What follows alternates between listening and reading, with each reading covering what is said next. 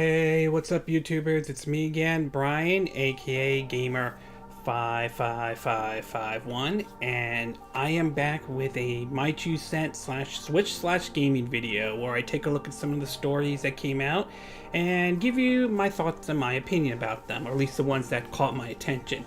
So why don't we get started with this week's My 2 Cent video, and for this one, we're going to be taking a look at Nintendo, which recently posted their fiscal earnings, which I believe, if I can get it out, between April 1st to June 30th.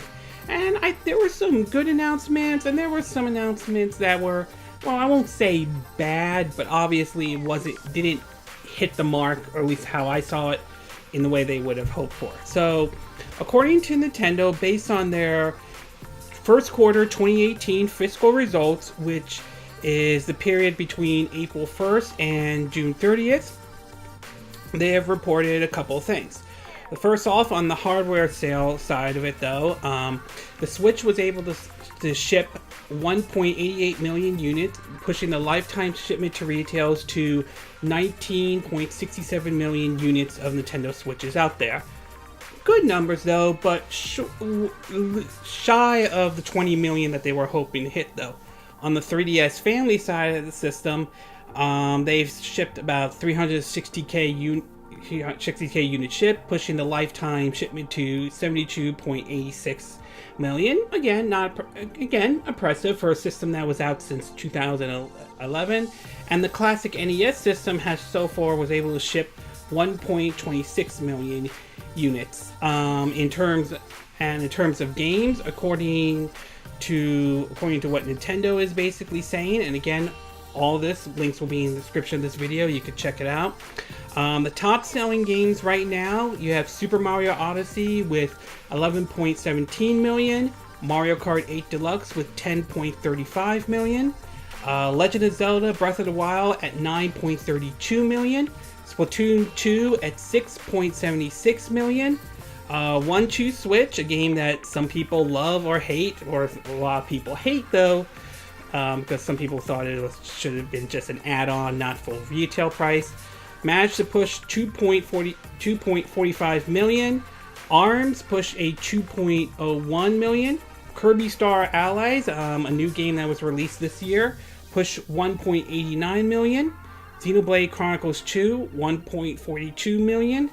And also Donkey Kong Tropical Freeze push a 1.40 million, and last but not least, Mario Tennis Ace managed to push 1.38 million.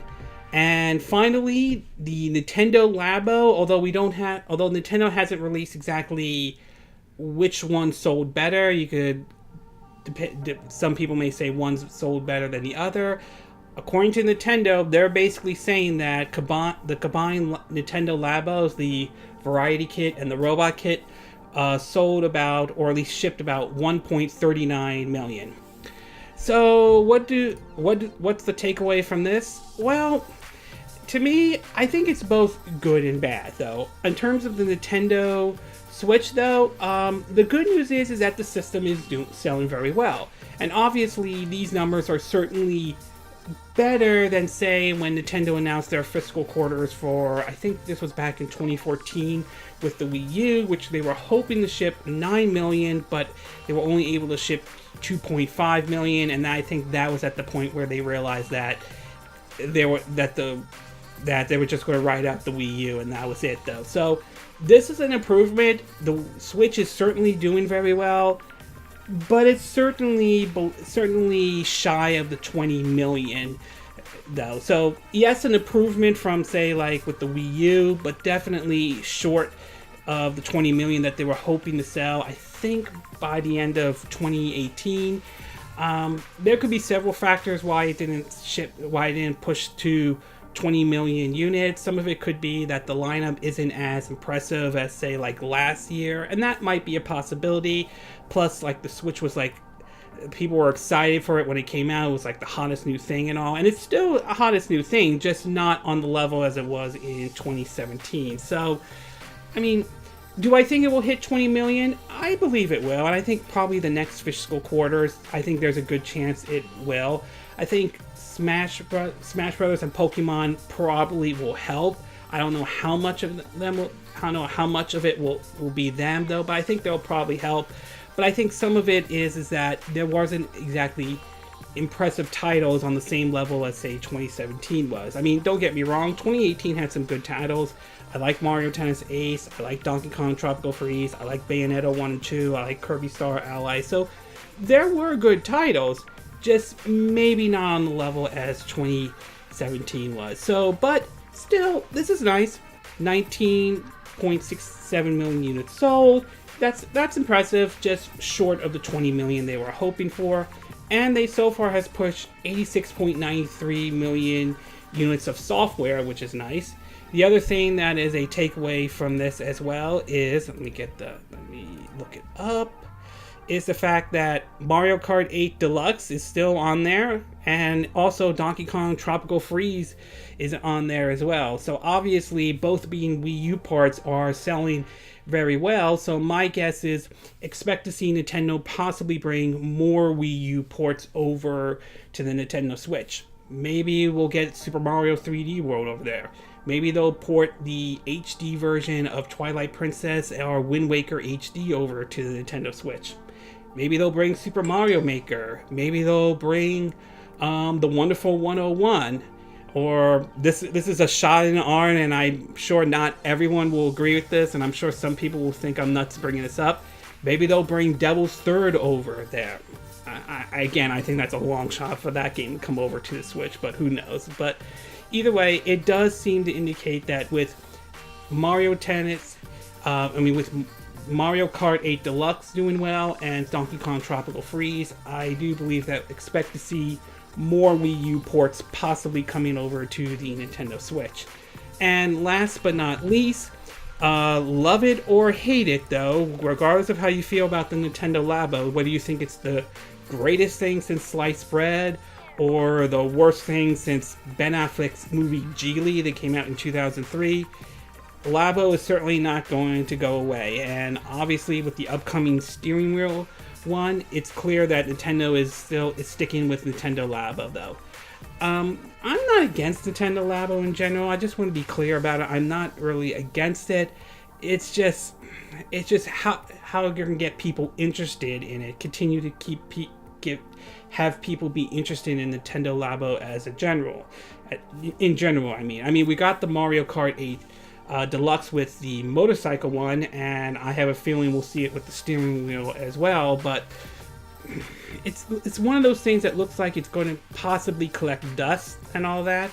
I mean, I could be wrong, but in either way, it looks like Labo is going to be here to stay. Whether you like it or not, that's going to be everyone's opinion. Honestly, I'm not a Nintendo Labo person, but I really have no issue against it. And if it's doing well, it's doing well, so good. So overall, good numbers. Definitely doing better than the Wii U. However, a little shy of the 20 billion that they were hoping to hit, however. Okay, we're going to take a quick break, and when we get back, we're going to get to part 2 of our video, and this one's going to be looking at June's NPD sales. So we'll take a quick break, and we will be right back.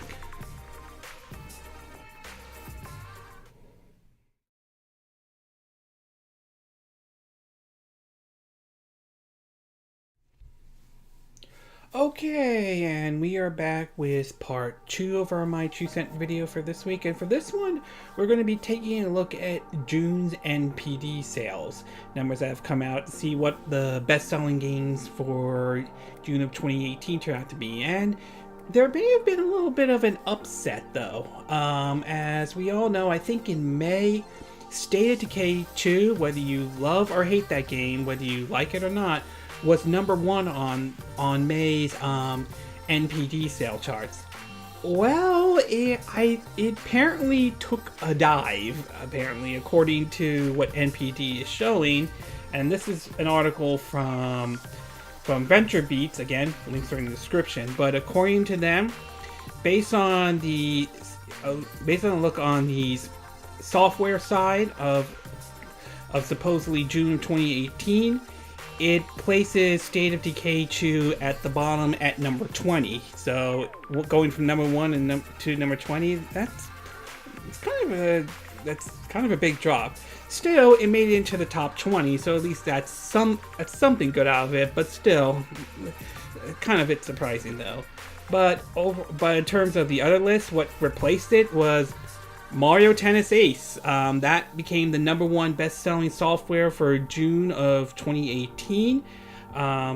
In terms of Nintendo games on the top 20 list, though, it has Mario Tennis 8 at #1, Mario Kart 8 at #6, Super Mario Odyssey at #11, Legend of Zelda Breath of the Wild at #12, and Donkey Kong Tropical Freeze at #19. On the PS4 side of it, though, Sony has God of War 2018 at #2. Let's see what else. Detroit and anything else on there, or that's it. Oh yeah.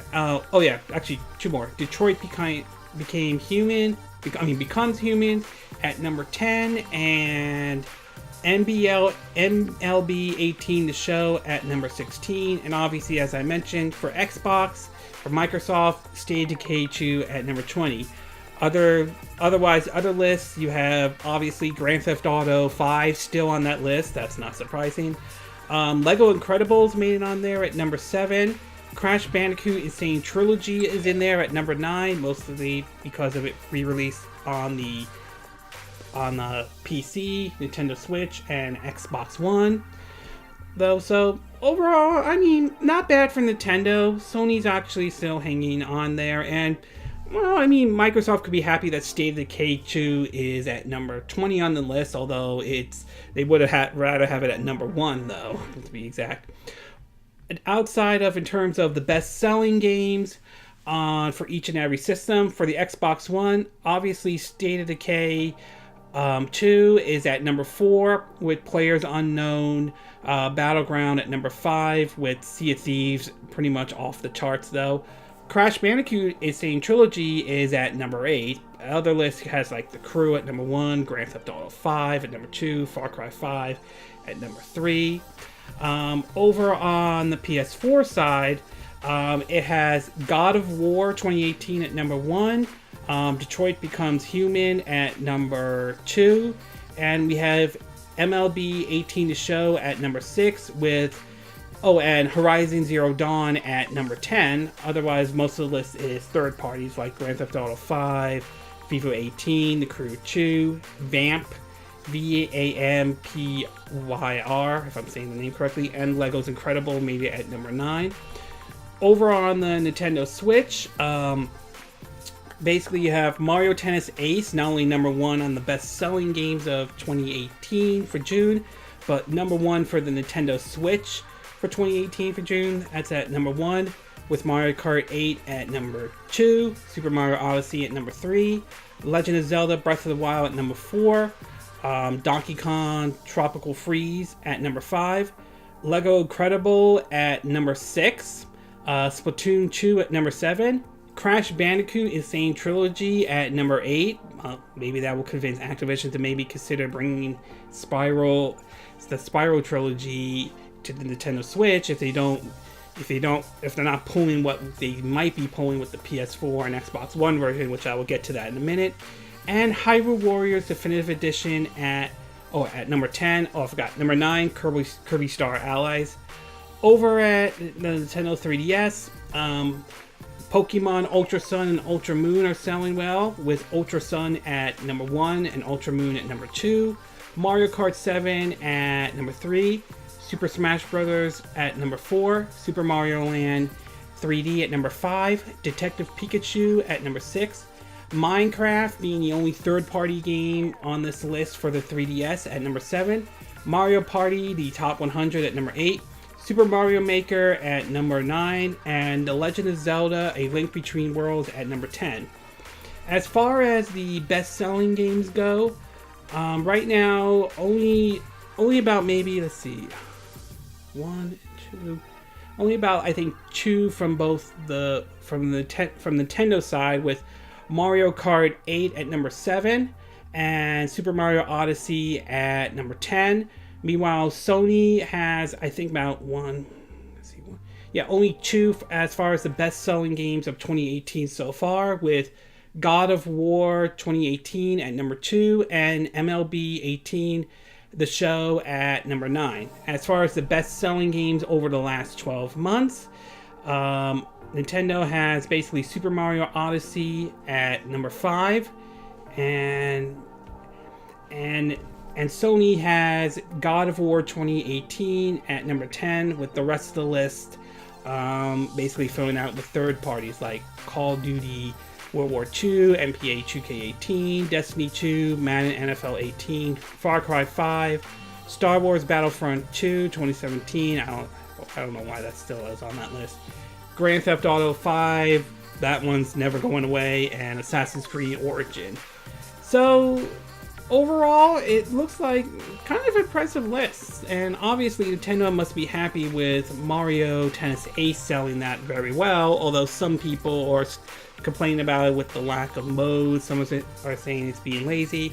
Honestly, I didn't have an issue with the game, but again, that's my opinion. So, great that Mario Tennis Ace is doing very well and became the #1 best-selling software for June 2018, though.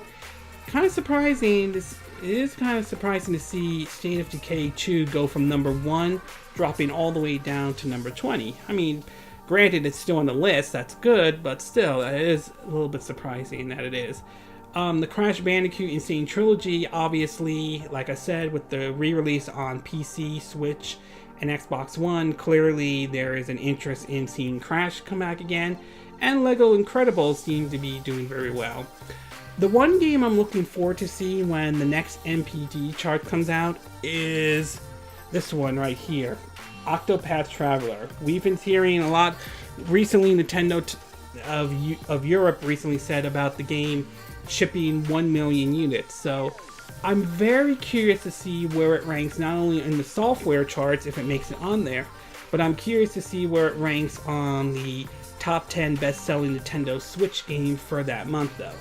My hope is that the game does make it onto the list, because we've seen it ranking at number 1 in Japan before, dropping a little bit.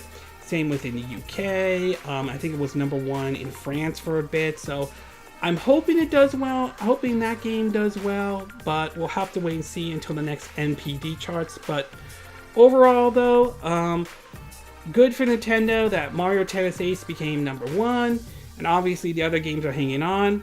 Good for Sony. It looks like God of War 2018 is hanging in there, though. For Microsoft, obviously they must be pleased that State of Decay 2 is on the list, even though it dropped to number 20. So overall, good for Nintendo, though. Good that Mario Tennis Ace is selling very well. We'll have to wait and see what the next NPD chart is, especially with Octopath Traveler, to see where that ranks, assuming it ranks on the list, and where does it rank, especially for the physical release as well. Okay, we're going to take a quick break, and when we get back, we're going to talk about Gran Turismo and a recent controversy that game has just gotten into that has gotten some gamers a bit upset about. So we'll take a quick break, and we will be right back.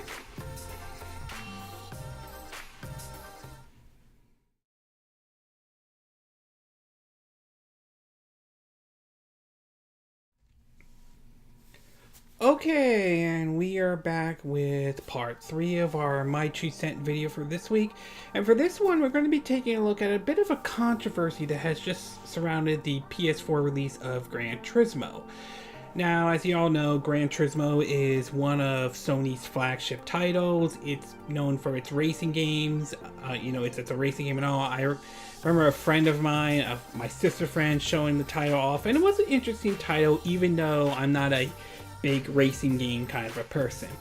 Well, recently, Gran Turismo and the developers of it, I think Polygon Digital, if I'm saying the name correctly, recently put up an update for the game, and it's not sitting well with a lot of people. In several different articles, though, this one is from the Loot Gaming, and again, I'll have a link in the description of this video, you can check it out. It says, quote, "After PS3 exclusive Gran Turismo 6 was plagued with microtransactions, including one car which cost £120, Fans were absolutely relieved when the series creator confirmed there will be no microtransactions in the franchise's most recent iteration. In a Q&A session with YouTube Gamasho Inda, Gemaindo, he simply responds no when asked whether Gran Turismo Sports will include microtransaction. Players of Gran Turismo 6 blame these instructive aspects for increasing the in-game grind required to earn cars to a ridiculous extent. Show the video when he made the comment though. Fast forward almost exactly 1 year and Polygon Digital has done a U-turn with microtransactions set to be included in Gran Turismo Sport in Europe as of August 2nd. Cars will only cost around £2. Allegedly, you always know exactly what you're buying. The new update introduced a new fiction track, circles the I have a hard time reading it. You can read the article yourself, which has 3 alternate courses. The headline new car is one that Lewis Hamilton won the F1 title with the Mercedes AMG W08. However, the controversy of the microtransactions and the fact that Polygon Digital lied last August has dominated the conversation. With the recent news that the Battle Royale title Fortnite made $2 million a day from mobile microtransaction alone, it's no surprise that other titles are desperate to monetization. Xbox One console exclusive racer Forza Motorsport 7 was savage for its intrusive microtransaction system, which resulted in them deciding to announce the microtransactions will be removed this winter.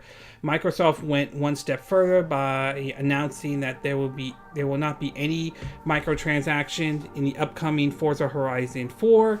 It's strange to see Gran Turismo announce that they'll be adding these the same week Forza introduced a new zero tolerance policy towards them. And in another article, it points out that taking all this into account, the most likely reason why Polygon Digital decided to add microtransaction to Gran Turismo Sports so long after launch is due to the fact that the title has sluggish sales and has sold much worse than previous entries in the racing series. Compound the lackluster numbers with the continued cost of servers, maintenance, and updates. Keeping Gran Turismo Sports up and running has surely been an expensive endeavor for Sony and Polygon.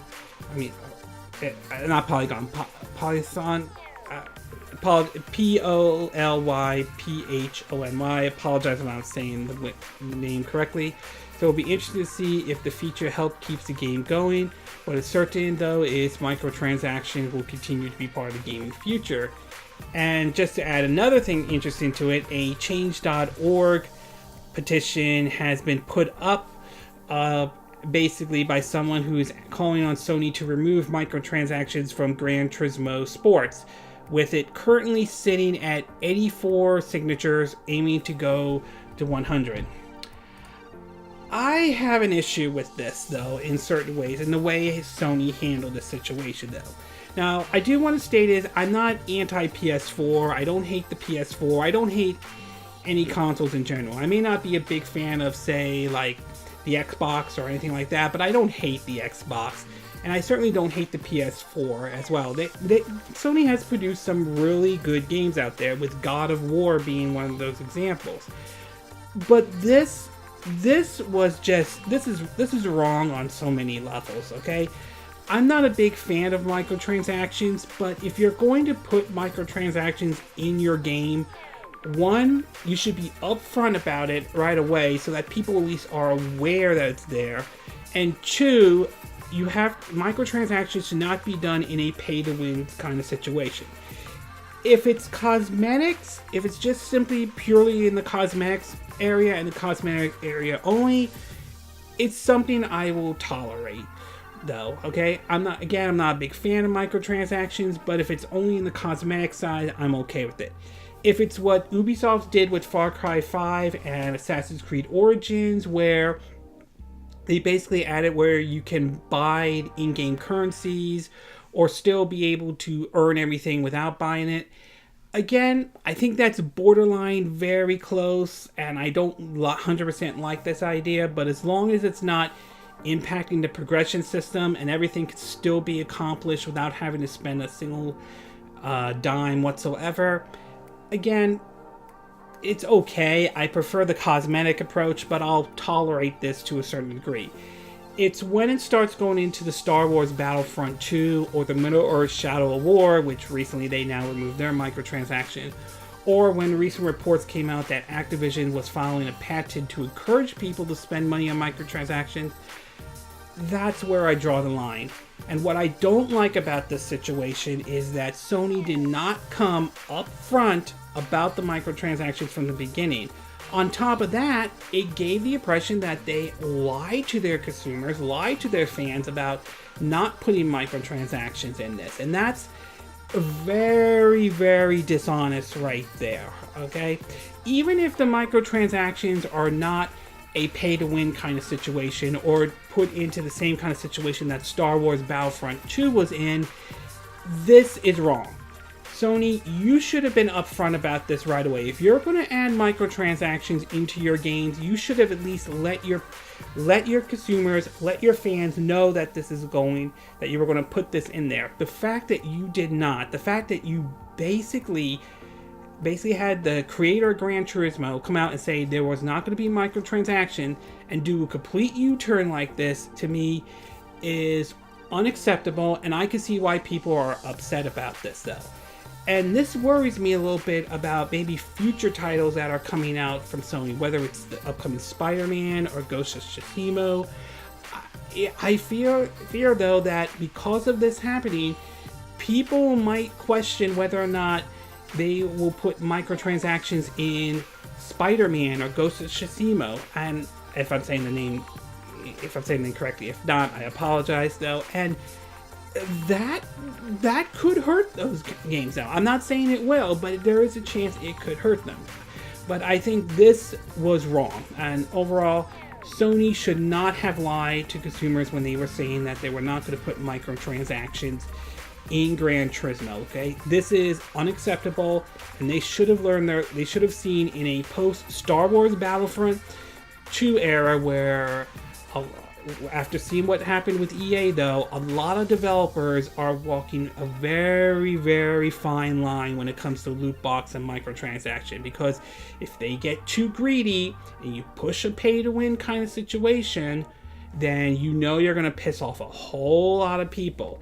And if you're not upfront about the microtransaction, people are going to get upset. And honestly, I'm not surprised that there are people who are upset about this. So overall, very dumb on Sony's part, very much and completely and utterly unacceptable, okay? Even if the microtransactions are not a pay-to-win situation, Sony should have been upfront about this from the beginning. And the fact that Forza, the Microsoft's racing game, is removing it and they're adding to this is, yeah, not good. That's not good on Sony's part. So overall, very disappointed in the way Sony handled this situation, and they should have told people that microtransactions were going to be in this game. And the fact that they lied to it, though, in my opinion, is unacceptable, and people have a right to be angry about it.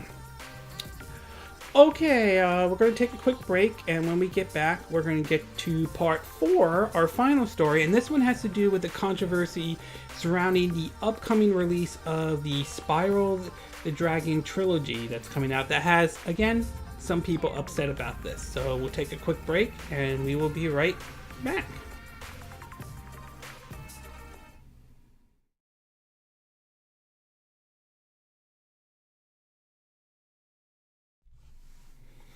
Okay, and we are back with the 4th and final part of our My 2 Cent video for this week.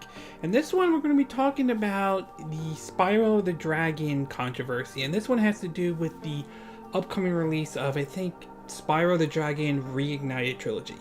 Now, last year, Activision released a Crash Bandicoot Insane trilogy, which was a port of the first 3 classic Crash Bandicoot games onto one disc on the PS4. That game became successful, with a re-release on it on both the Nintendo Switch, Xbox One, and PC, and those games also became successful. So the announcement of the Spyro series, which many people were expecting were coming, was something that people were looking forward to, outside of the fact that they didn't announce it for the Switch, which many people thought that was a complete odd thing to do. Well, apparently the upcoming Spyro the Dragon game apparently requires a downloadable. You have to download part of the game for it to be played onto your system, and that has not sat well with a lot of people. In several different articles, link in the description though, it was reported that, quote, Spyro Reignited Trilogy will require players to download a hefty patch on release in order to play Spyro 2, Ripto's Revenge, and Spyro Year of the Dragon, as both games are not included on the disc. The only game playable straight out of the box will be the remake of the original Spyro the Dragon. This was as confirmed via tweet by Wario64. The package art for the compilation clearly states that the game requires content download in the case of Spyro 2 and 3. This will probably raise a few eyebrows, seeing how Blu-ray discs hold tons of data. It was shown by, as it said, the picture was shown by a Twitter user named Wario64, basically saying Spyro Reignited Trilogy box art for PS4, Xbox One says it requires content download. Later, this person updated with the second and third games for Spyro Reignited Trilogy requires internet download, and this is basically off of the home page for Spyro Reignited Trilogy, saying at the bottom, game 2 and 3 requires download via internet. Now that certainly has not sat well with a lot of people, and in an article on PlayStation Lifestyle, Activision responded to this though, as by saying, quote, the global launch of Spyro Reignited Trilogy is September 21st, and we're excited for fans to play all three Reignited games on that day. As with most games today, downloading an update after purchase is quite common. The language on the package and on the web is letting players know the requirements for Spyro Reignited Trilogy. On one hand, yes, I can see Activision does raise a good point that the package does point out that you will have to download Spyro 2 and 3. So yes, they are correct about that. However, I can understand why a lot of people were upset about this. If we all remember, going back to Crash Bandicoot Insane Trilogy, the developers were able to squeeze all three of those games into one disc. Not to mention, when the Switch version came out, they were able to squeeze all three of those games into the Switch cartridge. And the fact that you require to download the second and third game does raise some questions on whether or not those games are either done or they are just rushing this title out and all that. So it does raise certainly some questions about it, and honestly, I'm not a really big fan of this approach though. I mean, some people were upset about games like, even for the Switch though, like Mega Man Legacy Collection and Mega Man X Collection require you to download the rest of the game. So a lot of people were upset as well, and honestly, I don't blame them. This to me does give the impression that this was sloppy work on the developer side of it. I believe the developer is Toy for Bot on this one, and I don't know whether or not they didn't have enough time to finish it, or it's not even done yet. But in either case, this just seems so bizarre. The fact that they basically could get the Crash Bandicoot game into one disc and one cartridge, but you can't do that with Spyro Reignited Trilogy. This is just an odd thing to see happening though. Whether or not this will impact the sales of the physical release for Spyro Reignited Trilogy for PS4, Xbox One remains to be seen, but right now not everybody is pleased with this, and honestly, I don't blame people being upset about this, and a lot of people are pretty upset with Activision for the way they handled this situation indeed. Okay, this concludes this My 2 cent video for this week. And again, these are my opinion. What are yours? What are your thoughts about Nintendo's fiscal reports? Do you think these are good numbers? Do you think these are bad numbers? Do you think they are... What are your thoughts about them being shy to the 20 million for the Nintendo Switch? Do you think they'll reach that number with their next fiscal earnings, or do you think they will miss that number indeed? What are your thoughts about June's NPD sale? Do you think that... Do you are kind of surprised to see State of Decay 2 drop to number 20? Are you pleased to see Mario Tennis Ace at number 1? Are you pleased to see that Crash Bandicoot Insane Trilogy is selling well again now that it's released on the Xbox One, Switch, and PC? Are there other games you wish sold well and were on that list? What are your thoughts about the controversy surrounding Gran Turismo and the microtransactions? Do you think some people are blowing it way out of proportion, or do you think people do have a right to be angry over the fact that they feel that Sony lied to them about saying that they were not going to put microtransactions in their games, and they did? And do you think this could have an impact on, say, the upcoming Spider-Man or Ghost of Tsushima, if questions arise of whether or not microtransactions will be in those games or not? And what are your thoughts about the whole situation with the Spyro the Dragon Reignited trilogy, though? Do you think people have a right to be angry the fact that the second and third game require an internet download for this? Do you think this is a lazy port job, considering that Crash Bandicoot Insane Trilogy was able to get all 3 games into one disc, not to mention 1 cartridge for the Switch version? Or do you think there may be more to it than other people are making it seem? Or do you think people are again blowing this one out of proportion? Do you agree with what I said in this video? Do you disagree? Do you have a difference of opinion? As always, sound off on the comment section below. Let me know what you think, and I hope you hit that like button. I would appreciate it, and I hope you do subscribe to my YouTube channel. If you do, make sure you hit the bell icon for notifications for new videos I put up. Also, feel free to share this video if you want to, and feel free to donate to my channel if you like. You could do it through PayPal me or Patreon. Links will be in the description of this video. And I will see you again next time when I do another video. Hopefully that will be soon. Until then, from Southern California, I wish you all a good day then. Bye!